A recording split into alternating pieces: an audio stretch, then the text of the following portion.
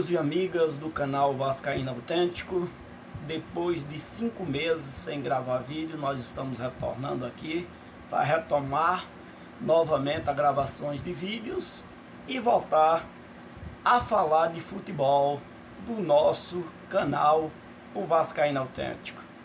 A gente, para começar esse vídeo, nós temos que retornar ali alguns meses, né? Porque nós ficamos aí 5 meses, como eu já falei, sem gravar vídeos.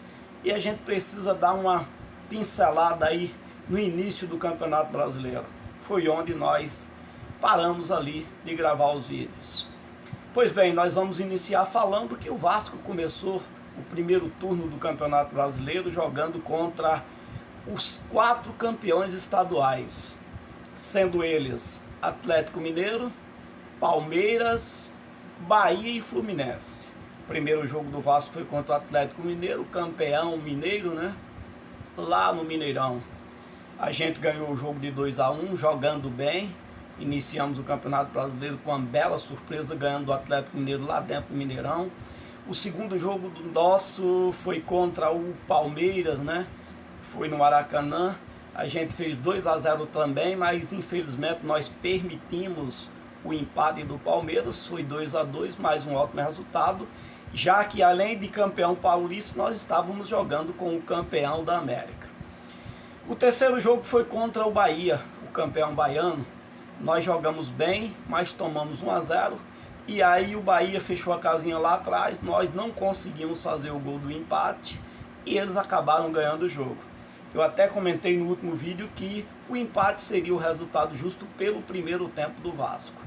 E até nos safamos nesse jogo, porque nos contra-ataques o Bahia teve até chance de ampliar o marcador. Já no jogo contra o Fluminense nós começamos muito bem. No primeiro minuto nós marcamos o nosso primeiro gol, né? Uma falha ali, o Fábio saiu jogando de pé, acabou entregando a bola ali para o nosso Alex Teixeira, que naquele momento ele era titular. O Alex Teixeira rolou para o Pedro Raul, que colocou no cantinho. Fizemos 1-0 ali aos poucos segundos de jogo, não tinha nem um minuto de jogo na verdade. Então nós começamos o Campeonato Brasileiro tão bem que em 4 jogos contra os 4 campeões estaduais a gente estava ali com 5 pontos. Aí infelizmente veio um declínio a partir do 5º jogo, que foi contra o Curitiba. A gente perdeu para o Curitiba de 1-0 e aí veio uma sequência de derrota. E para a gente, né, encerrar, porque a gente já falou sobre isso, né, naquele vídeo há 5 meses atrás, e para a gente encerrar esse assunto, eu quero dizer que na primeira fase do Campeonato Brasileiro nós jogamos 18 partidas. Por que 18 partidas se na realidade são 19? Porque teve um jogo Vasco e América Mineiro que foi adiado por conta que o América Mineiro estava disputando aí a Sul-Americana. Então teve um jogo que foi adiado, Vasco e América. Se aquele jogo Vasco e América fosse, né, não houvesse esse problema e não fosse adiado esse jogo, com certeza nós teríamos sofrido quantas derrotas? 14 derrotas na primeira fase do Campeonato Brasileiro, porque nós encerramos a primeira fase com 13 derrotas, 3 empates, 2 vitórias, que somam 9 pontos, e o resto tudo foi derrota. E se aquele jogo contra o América fosse também na primeira fase, com certeza seria mais uma derrota. Bom, no meu caso, eu, Miguel Cassiano, eu coloquei algumas coisas no início do campeonato, apesar do Vasco ter começado bem, e eu falava que o Vasco precisava de reforço. A gente via alguns setores do campo ali que a gente precisava de jogadores, de reforçar o elenco.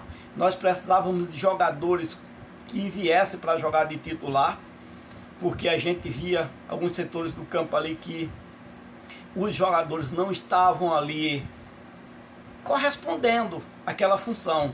A gente via que eram jogadores que não eram jogadores titulares do Vasco. Estavam ali porque a gente tinha um elenco limitado e os caras estavam ali, estavam até jogando bem, mas a gente sabia que no decorrer do campeonato essas peças iriam, né, mostrar realmente que não eram jogadores para estar no time titular do Vasco.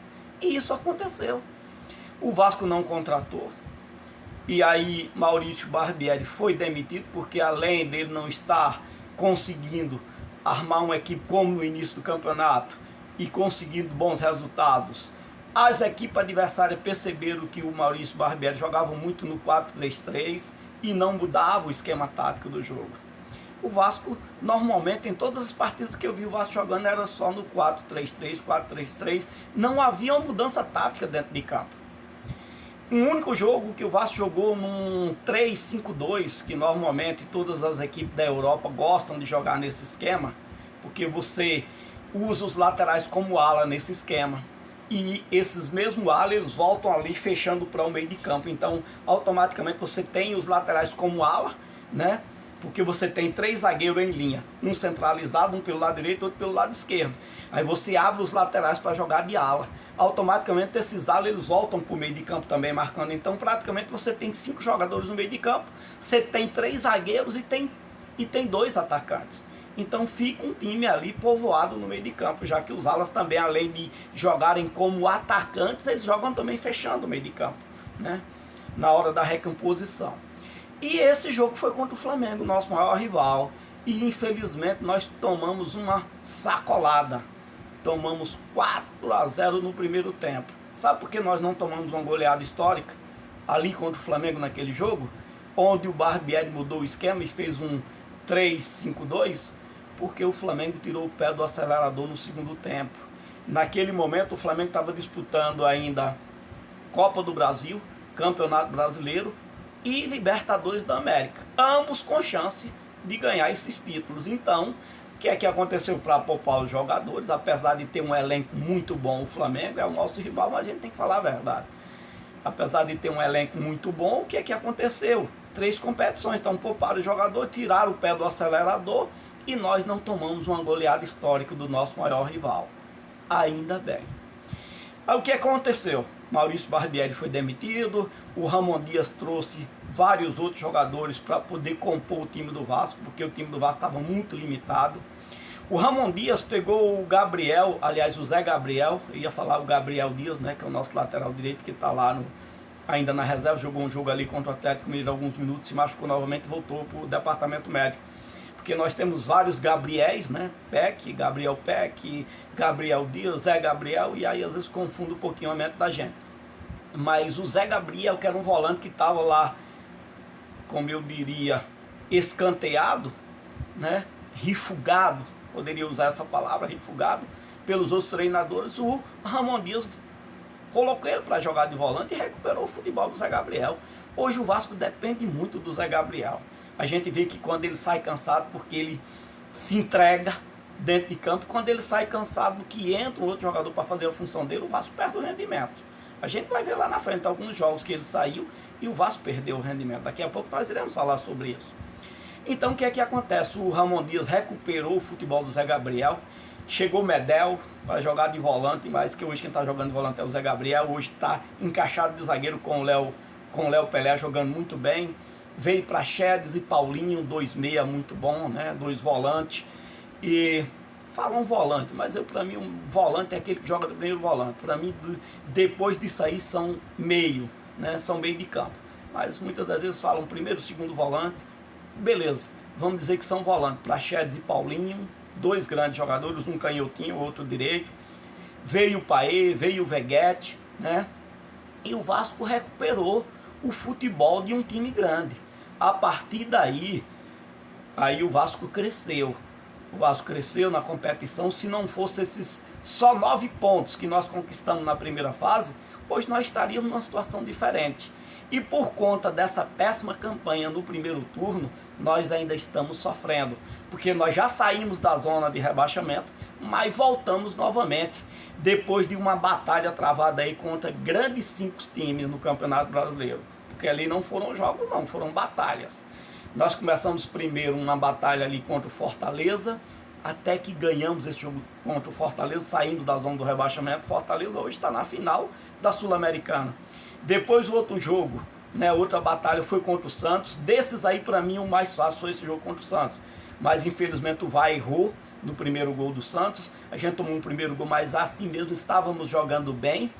E aí, o que é que aconteceu? A gente jogando bem, empatamos logo. Só que no Final do primeiro tempo deu um branco, tomamos 2 gols. Aí perdemos o jogo naqueles 2 gols que deu um branco.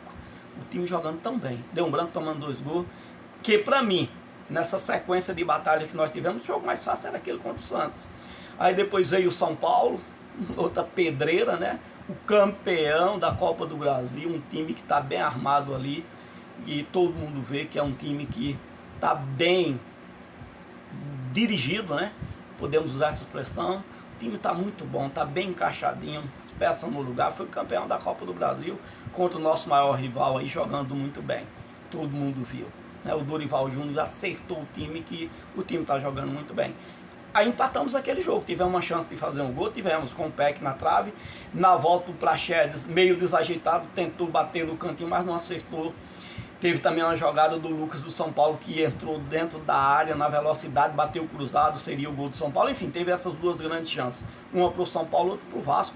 Foi 0-0, um ótimo resultado para o Vasco, mesmo jogando no Maracanã, diante da sua torcida, mas o adversário era o São Paulo. Aí em seguida vem o nosso maior rival, o Flamengo. Entramos dentro de campo com o Flamengo, jogando bem, buscando o gol, buscando a vitória o tempo todo.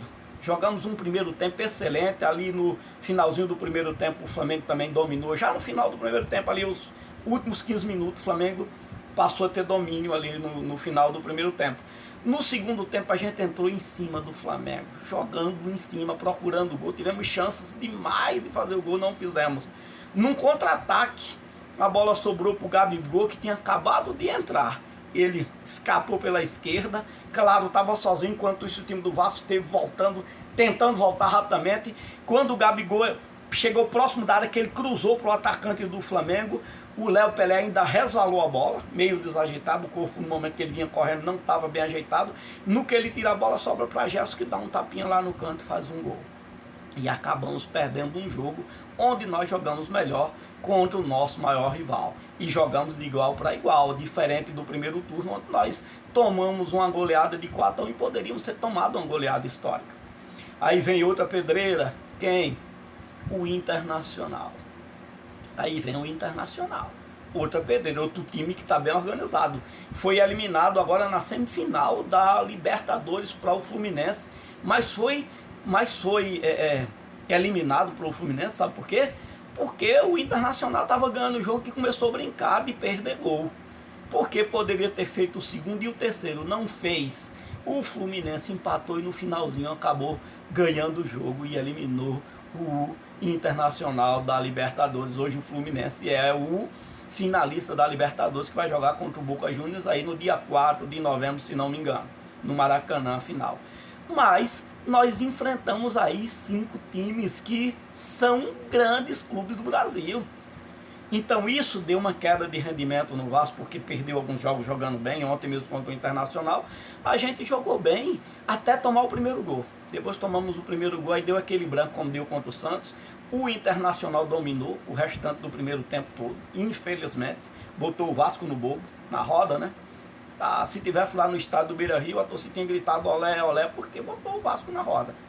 No segundo tempo o Vasco já veio bem, em cima do Internacional, não conseguia fazer o gol. E aí, novamente, num contra-ataque, o Internacional faz o segundo. Aí o que é que aconteceu? Foram várias mudanças, né? E aí o Vasco imprensou o Internacional, fez um gol, mas aí quando o Vasco estava bem de novo na partida, ia empatar o jogo com certeza. Aí 2 expulsões de 2 jogadores do Vasco, aí infelizmente acabou ali o jogo para o Vasco.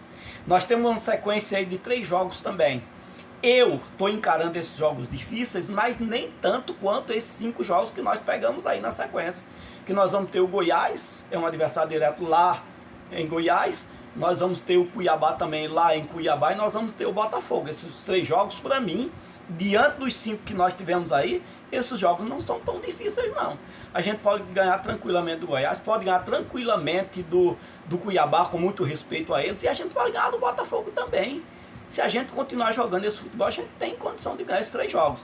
E nós temos que ganhar esses 3 jogos. Essa sequência de 3 vitórias é importantíssima, porque nós ainda estamos na zona do rebaixamento. E está complicado. Meus queridos, o vídeo já está ficando um pouquinho longo. Eu quero terminar aqui esse vídeo agradecendo a todos vocês que são inscritos no meu canal. Em especial eu quero agradecer a minha amiga Nayana lá de Gentil do Ouro, o meu amigo Ricardo, também conheci lá em Gentil do Ouro. Agradecer a eles, né, que mesmo não sendo vascaíno, se inscreveram no meu canal. O Evandro também, que conheci agora disputando o Campeonato Cinquentão, que também se inscreveu no meu canal. E também o Fábio, vascaíno, né, vascaíno de carteirinha. E a sua filha também, a Tavine Lima, né, que é a sua filha também, que é vascaína, que é vascaína de carteirinha. Eu quero agradecer a vocês, mandar um abraço para todos e pedir a vocês que se inscrevam no canal. Agora eu retomei as gravações dos vídeos e eu quero chegar a 1000 inscritos o mais rápido possível ainda esse ano. Eu sei que está uma situação difícil para o vascaíno gravar vídeo falando do Vasco, mas a situação tá feia, mas a gente não pode lamentar não, não tem tempo para lamentar não. A gente tem que continuar na luta, jogar bem e fazer os gols, porque ultimamente nós não estamos conseguindo fazer os gols e sair dessa situação difícil.